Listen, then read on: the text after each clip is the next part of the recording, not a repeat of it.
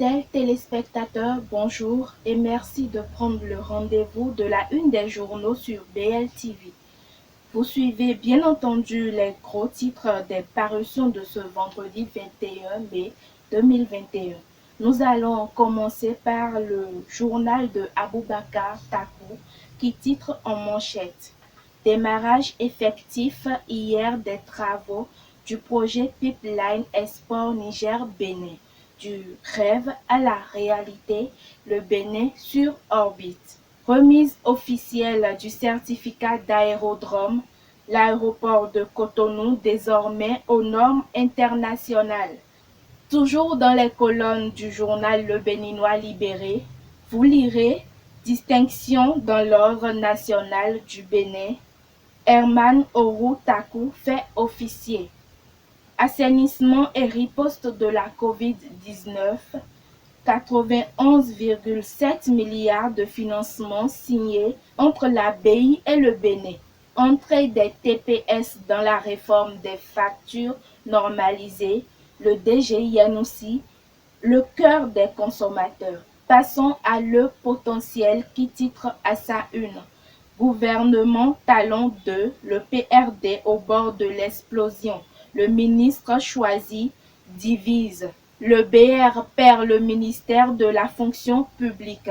Découvrir les noms des 3 ministrables de Moël Bénin, identité d'une douzaine de personnalités sur la ligne de départ. Vous lirez des précisions à la page 3. Autre titre: Transport aérien, l'aéroport de Cotonou décroche son certificat d'aérodrome. Financement des économies africaines, l'idée du Bénin qui a germé selon Ouaddaï. Décision du Conseil des ministres, la campagne agricole 2021-2022 lancée le 27 mai. C'est à la page 8 de ce journal. Prestation de serment de Talon dimanche prochain. Le message du SUSMEC au peuple béninois. Nous avons le matinal qui titre également en manchette: à 48 heures de la prestation du serment du président de la République, tout sur l'investiture de Talon. Le mandat de développement activé dimanche prochain, une cérémonie sous haute surveillance militaire. Il faut noter que près de 4000 personnes sont attendues.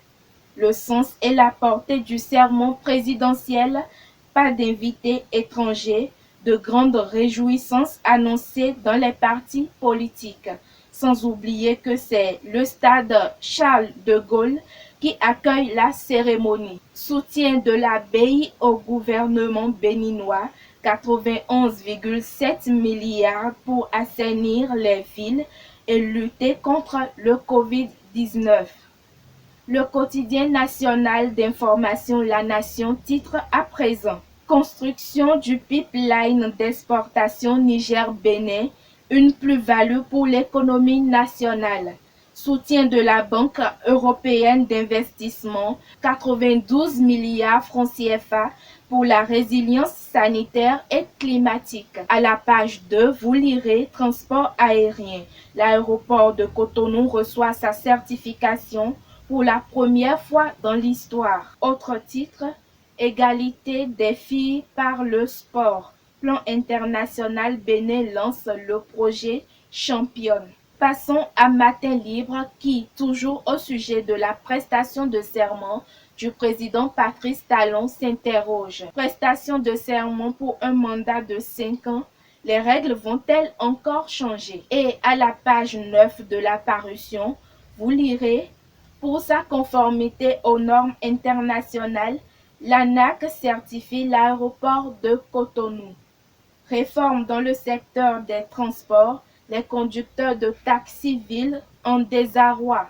Un dernier titre avec Matin Libre, partenariat Bénin-Société WAPCO, les travaux de construction de pipeline export Niger-Bénin lancés. L'économiste, quant à lui, titre en manchette: activité bancaire en 2020, la BOA Bénin performante malgré la Covid-19. Promotion des entreprises privées, le bureau de la CCI Bénin dans la région économique Borgou-Alibori. Passons au quotidien Soleil levant, inhumation dans les cimetières, PK14 à Kpakpa et Zogbo, bientôt fermé définitivement. Accusé de violation des droits de Madougou en prison, Madougou et ses co-accusés ont bénéficié d'une procédure conforme à la loi Mario Metonou. Organisation des compétitions sportives au Bénin,